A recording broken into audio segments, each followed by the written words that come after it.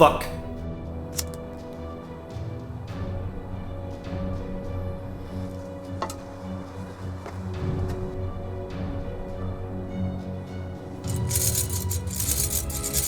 Lee, you bastard. Oh.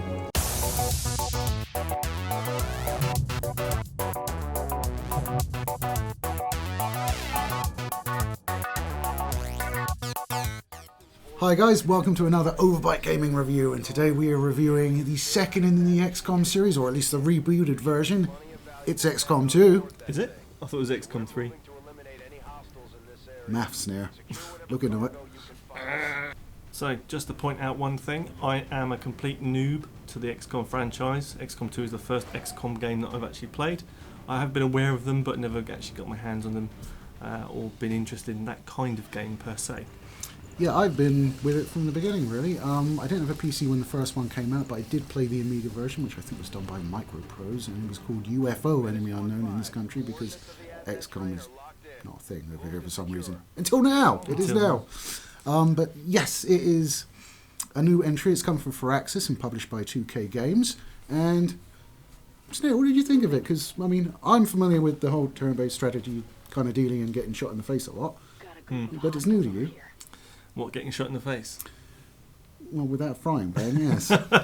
Well, I actually had a love-hate relationship with this game because while I'm not the best strategy or tactician in video games, it was accessible. It wasn't too out there. It does take you through the tutorial mode of the actual gameplay and the mechanics of the actual combat elements, and some parts to the base building, which I really did like. Yep. Base building's been in the old ones Yes, as well. yeah, it's been in there since the beginning. So it's got kind of everything you would need in that resource management strategy type game. The parts I didn't like about it so much were things like the randomness of attacks. So when you line up a shot against one of the enemies, then you're going to be at the mercy of the RNGesus. Hail to the RNGesus! I really wish that wasn't a thing. That's why I keep doing it, because you don't like it. The problem is with that is that you can have something that's 95% chance of hit.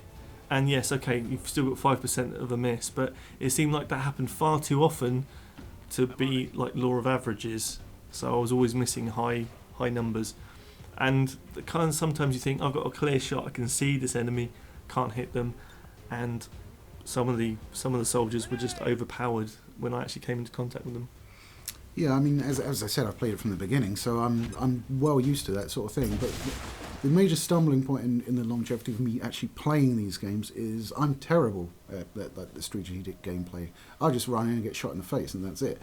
But in this iteration, they've included the Steam Workshop, which allows you to install mods. So it's cheating.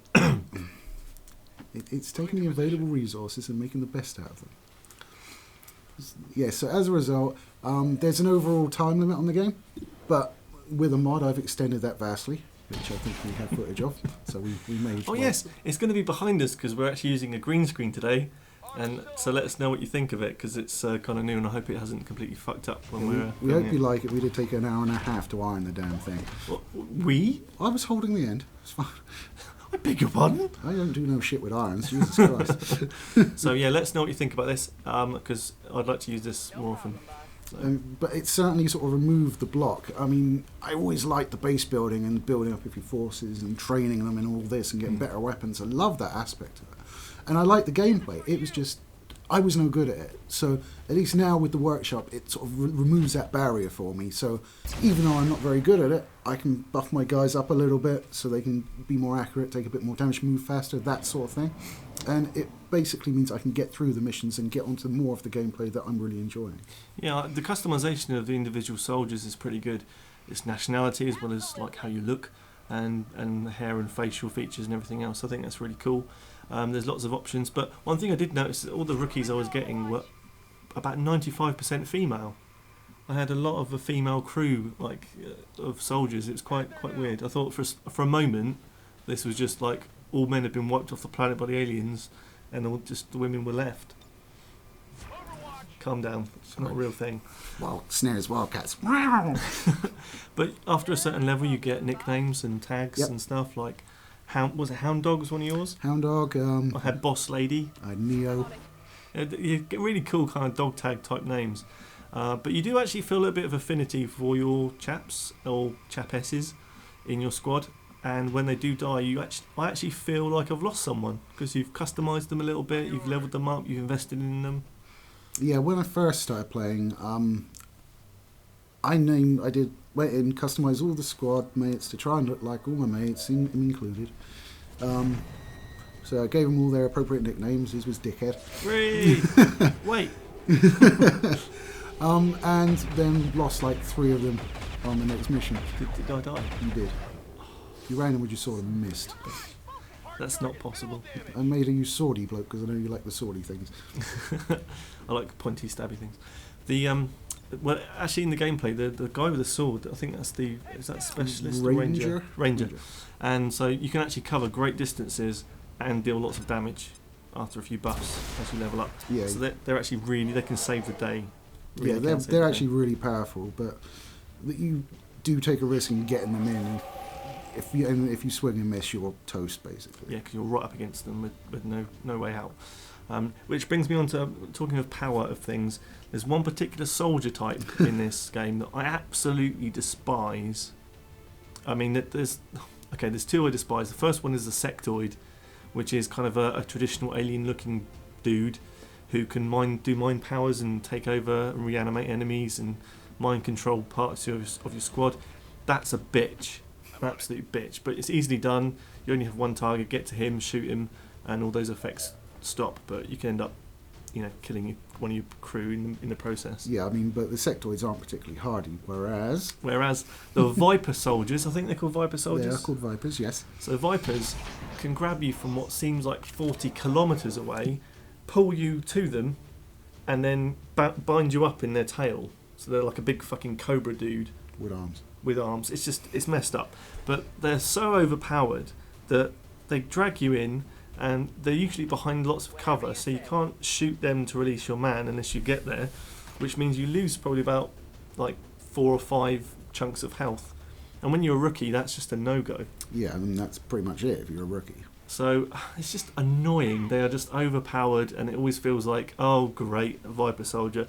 And because I'd left it so long to do one of the story missions, the Viper soldiers, I had 3 of them, plus all the other enemies in that actual mission.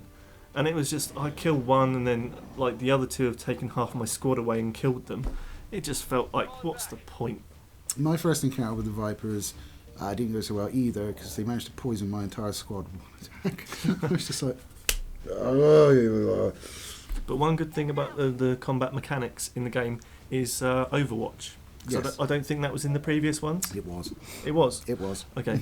Well, Overwatch, if you're not familiar with it and you're a noob like me, is a way to go to a point. So you have a range of motion during one of your turns, and you can either go and travel quite far, or you can go in a very restricted kind of blue area and do an action after that. And Overwatch is almost always what you do. So for my way of playing, it was like, unless it was turn like limit in the actual mission where the game will fail if you don't achieve your objective in that time, you just inch forward with Overwatch each time, because if some enemy walks in your line of sight, you can almost have 4 people take a free shot at them. So it works brilliantly. Yeah, it was enhanced in this version to give you a better idea of what you're covering. Also new in the second game is the fact that you enter each map, usually enter each map infiltrated. So the enemies don't actually know you're there, which is completely different, because in the first one, from Fire Axis, they knew you were there immediately and started making beelines for you. But in this case, you can actually spot the enemy and not trigger them. So you can set all you guys up on Overwatch, then have a shot at one of them. They all react, and all of a sudden, all your other guys are shooting them as they're moving in. I did have one of the early missions where I had to kill all the enemies, and one of the little bastards kept on running away. So I couldn't make up the ground to him and do anything and shoot him. I had to literally pincer move him around a building, which, actually took a bit of thought. So I didn't like that. The strategy part, I imagine.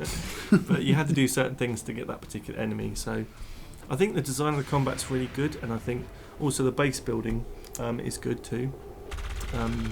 The ship you have, I think you had a base before, didn't you, underground? Yeah, you had somewhere? an underground base in the first one. And this one is a flying kind of helicarrier type.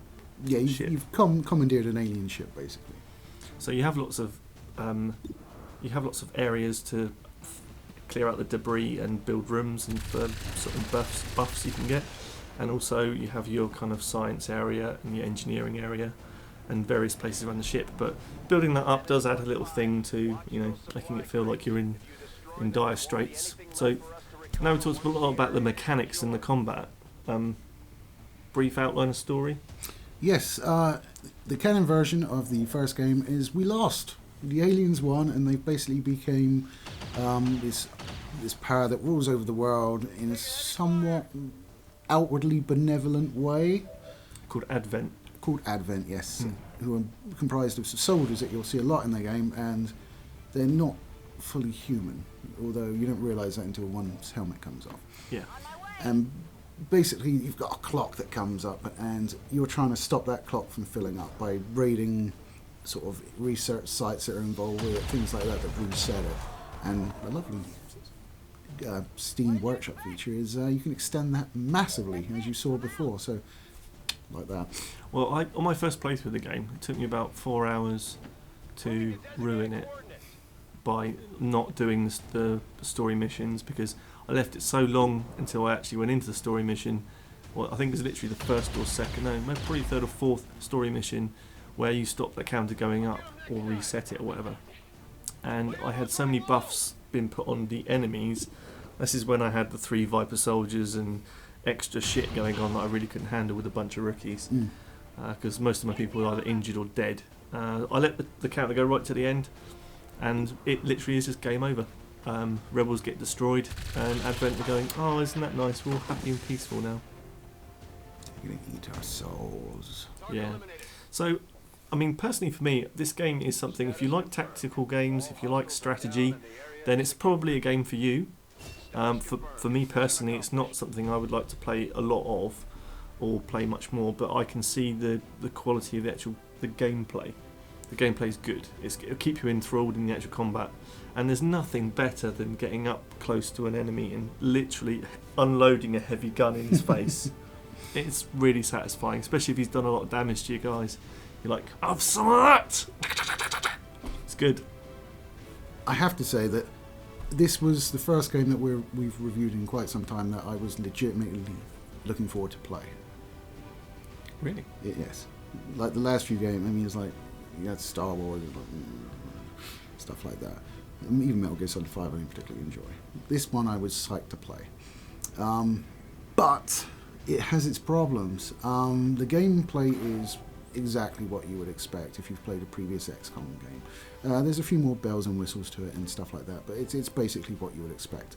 What's not what I expect is to have cutscenes of me jumping out of the Sky Ranger, jerking all over the shit on a 980.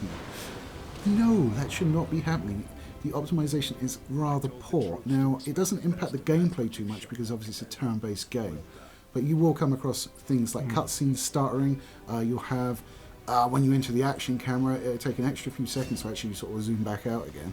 It will just sit there for whatever reason while the computer works its shit out.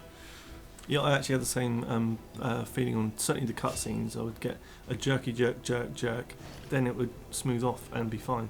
It was like maybe like 2 or 3 seconds where it was jerking, then it would be absolutely fine after that. I mean, it's just not acceptable. I mean, they can patch it. That's the beauty of having it on the PC, so it's fine. We can patch that. That's not a problem. But why isn't it patched already? It happens in nearly every cutscene. Every time you jump out that fucking jet, you're jerking all over the place as you go down the ropes. How can you miss that? It's kind of maybe a problem that you're playing something in-game with a certain way of rendering what you're seeing, and then you go into a cutscene which is pre-recorded, and maybe it's just not got enough, like you said, optimization to run that as quickly and efficiently as it needs to be. Yeah, but if it's a cutscene, it should know what the fuck's coming up.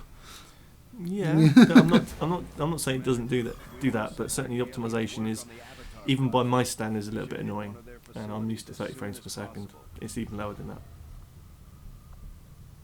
Yes, I'm talking about frames. What have you done to me? I've educated you, sir. One of the other things I wanted to talk about in this game was cover. Just quite literally cover. It's a good mechanic in the actual combat element of the game. So it's it's like most games. Whenever there's shooting involved and you're not completely in the action, there's cover-based shooting. But it's nicely illustrated on the map where you've got full cover, half cover, that kind of stuff, and people can flank you and come around the sides so you're not protected. That's great. That's fine. But sometimes the cover doesn't make sense. So you can, if I walk around and I'll flank somebody, so they were covered over this way, but then I've come like completely open to them, I still have like 70 or 80% chance of hitting them.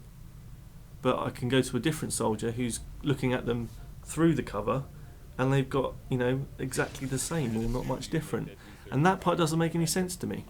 It just seems weird that cover, you can, if you're looking at line of sight, you can see their head, you can see their body, but you're like, 32% chance. I don't understand the algorithms behind the cover, really. I really don't.